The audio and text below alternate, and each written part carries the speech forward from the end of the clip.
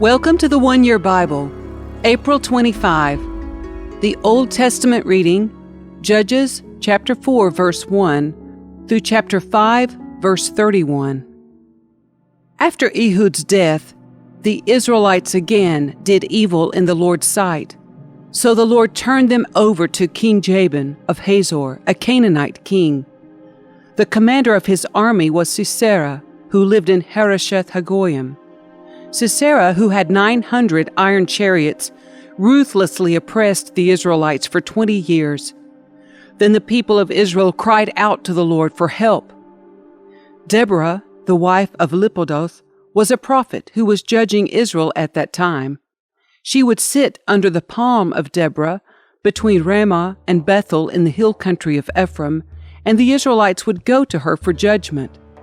One day she sent for Barak, son of Abinoam, who lived in Kadesh in the land of Naphtali. She said to him, "This is what the Lord, the God of Israel, commands you. Call out 10,000 warriors from the tribes of Naphtali and Zebulun at Mount Tabor, and I will call out Sisera, commander of Jabin's army, along with his chariots and warriors, to the Kishon River. There I will give you victory over him." Barak told her, "I will go, but only if you go with me." "Very well," she replied. "I will go with you, but you will receive no honor in this venture, for the Lord's victory over Sisera will be at the hands of a woman." So Deborah went with Barak to Kadesh. At Kadesh, Barak called together the tribes of Zebulun and Naphtali, and 10,000 warriors went up with him. Deborah also went with him. Now Heber the Kenite, a descendant of Moses' brother-in-law Hobab, had moved away from the other members of his tribe and pitched his tent by the oak of Zaananim near Kadesh. When Sisera was told that Barak son of Abinoam had gone up to Mount Tabor, he called for all 900 of his iron chariots and all of his warriors, and they marched from Harosheth Hagoyim to the Kishon River. Then Deborah said to Barak, "Get ready! This is the day the Lord will give you victory over Sisera, for the Lord is marching ahead of you." So Barak led his 10,000 warriors down the slopes of Mount Tabor into battle. When Barak attacked, the Lord threw Sisera and all his chariots and warriors into a panic. Sisera leapt down from his chariot and escaped on foot. Then Barak chased the chariots and the enemy army all the way to Harosheth Hagoyim, killing all of Sisera's warriors. Not a single one was left alive. Meanwhile, Sisera ran to the tent of Jael, the wife of Heber the Kenite, because Heber's family was on friendly terms with King Jabin of Hazor. Jael went out to meet Sisera and said to him, "Come into my tent, sir. Come in. Don't be afraid." So he went into her tent, and she covered him with a blanket. "Please give me some water," he said. "I'm thirsty." So she gave him some milk from a leather bag and covered him again. "Stand at the door of the tent," he told her. "If anybody comes and asks you if there's anyone here, say no." But when Sisera fell asleep from exhaustion, Jael quietly crept up to him with a hammer and tent peg in her hand. Then she drove the tent peg through his temple and into the ground, and so he died. When Barak came looking for Sisera, Jael went out to meet him. She said, "Come, and I will show you the man you are looking for." So he followed her into the tent and found Sisera lying there dead with the tent peg through his temple. So on that day, Israel saw God defeat Jabin, the Canaanite king. And from that time on, Israel became stronger and stronger against King Jabin until they finally destroyed him. On that day, Deborah and Barak, son of Abinoam, sang this song. Israel's leaders took charge, and the people gladly followed. Praise the Lord! Listen, you kings. Pay attention, you mighty rulers. For I will sing to the Lord. I will make music to the Lord, the God of Israel. Lord, when you set out from Seir and marched across the fields of Edom, the earth trembled, and the cloudy skies poured down rain.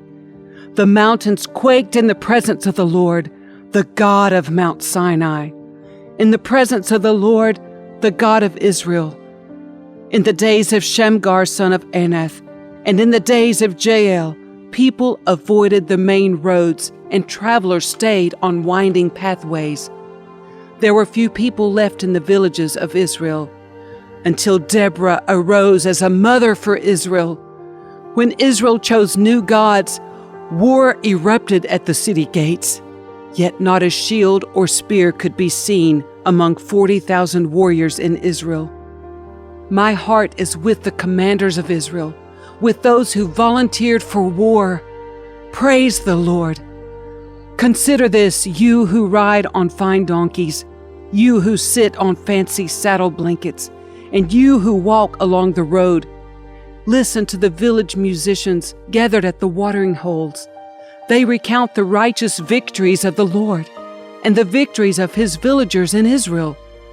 Then the people of the Lord marched down to the city gates. Wake up, Deborah! Wake up! Wake up! Wake up and sing a song! Arise, Barak! Lead your captives away, son of Abinoam. Down from Tabor marched the few against the nobles. The people of the Lord marched down against mighty warriors. They came down from Ephraim, a land that once belonged to the Amalekites. They followed you, Benjamin, with your troops. From Machir the commanders marched down. From Zebulun came those who carry a commander's staff. The princes of Issachar were with Deborah and Barak. They followed Barak, rushing into the valley. But in the tribe of Reuben, there was great indecision. Why did you sit at home among the sheepfolds, to hear the shepherds whistle for their flocks? Yes, in the tribe of Reuben, there was great indecision. Gilead remained east of the Jordan. And why did Dan stay home? Asher sat unmoved at the seashore, remaining in his harbors. But Zebulun risked his life, as did Naphtali on the heights of the battlefield. The kings of Canaan came and fought at Taanach near Megiddo's springs, but they carried off no silver treasures. The stars fought from heaven. The stars in their orbits fought against Sisera. The Kishon River swept them away, that ancient torrent, the Kishon. March on with courage, my soul. Then the horses' hooves hammered the ground, the galloping of Sisera's mighty steeds. Let the people of Meroz be cursed, said the angel of the Lord. Let them be utterly cursed, because they did not come to help the Lord against the mighty warriors. Most blessed among women is Jael, the wife of Heber the Kenite. May she be blessed above all women who live in tents. Sisera asked for water, and she gave him milk. In a bowl fit for nobles, she brought him yogurt. Then with her left hand, she reached for a tent peg, and with her right hand for the workman's hammer. She struck Sisera with the hammer, crushing his head. With a shattering blow, she pierced his temples. He sank. He fell. He lay still at her feet. And where he sank, there he died. From the window, Sisera's mother looked out. Through the window, she watched for his return, saying, "Why is his chariot so long in coming? Why don't we hear the sound of chariot wheels?" Her wise women answer, and she repeats these words to herself. They must be dividing the captured plunder, with a woman or two for every man. There will be colorful robes for Sisera, and colorful embroidered robes for me. Yes, the plunder will include colorful robes embroidered on both sides. Lord, may all your enemies die like Sisera, but may those who love you rise like the sun in all its power.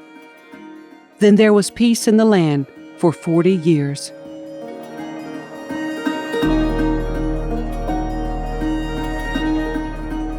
The New Testament reading, Luke chapter 22, verses 35 through 53. Then Jesus asked them, his disciples, "When I sent you out to preach the good news, and you did not have money, a traveler's bag, or an extra pair of sandals, did you need anything?" "No," they replied.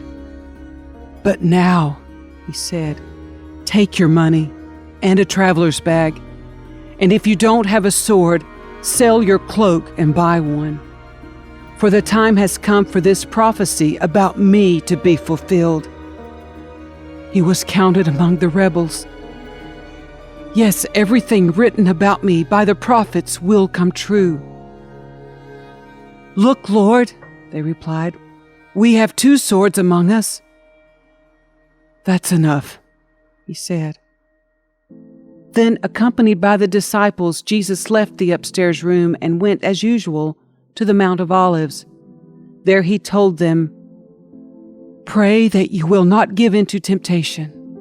He walked away about a stone's throw and knelt down and prayed, "Father, if you are willing, please take this cup of suffering away from me.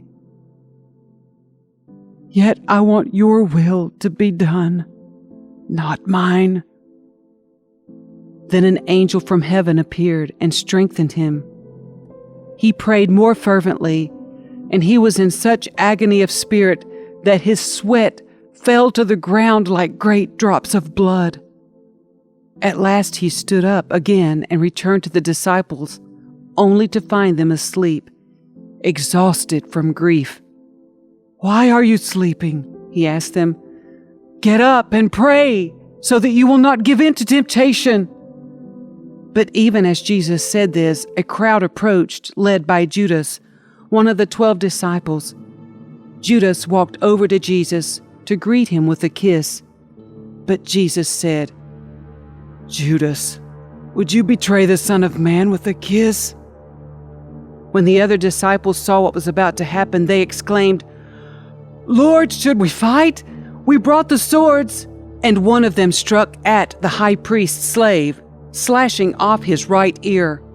But Jesus said, "No more of this." And he touched the man's ear and healed him. Then Jesus spoke to the leading priests, the captains of the temple guard, and the elders who had come for him. "Am I some dangerous revolutionary," he asked, "that you come with swords and clubs to arrest me? Why didn't you arrest me in the temple? I was there every day. But this is your moment, the time when the power of darkness reigns."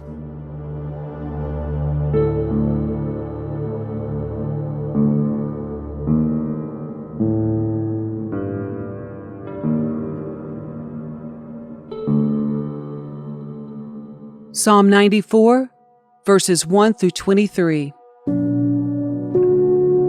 O Lord, the God of vengeance, O God of vengeance, let your glorious justice shine forth.